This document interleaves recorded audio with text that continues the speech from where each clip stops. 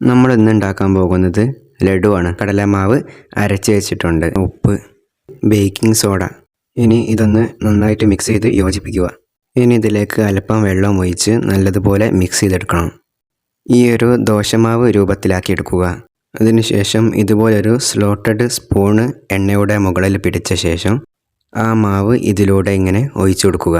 5-10 സെക്കൻഡിനുള്ളിൽ നമുക്കിത് എണ്ണയിൽ നിന്നും മാറ്റാം. പഞ്ചസാര ഇട്ട് കൊടുക്കുക, വെള്ളം ഒഴിച്ചു കൊടുക്കുക. ഇനി ഇത് നന്നായിട്ട് ഇളക്കി ലയിപ്പിച്ചെടുക്കുക. ഇപ്പോൾ ഇത് നന്നായിട്ട് തിളക്കാൻ തുടങ്ങിയിട്ടുണ്ട്. ഇനി ഇതിലേക്ക് ബൂന്തിയിട്ട് നല്ലതുപോലെ ഒന്ന് മിക്സ് ചെയ്ത് കൊടുക്കുക. ഇനി സ്റ്റൗ ഓഫ് ചെയ്യാം.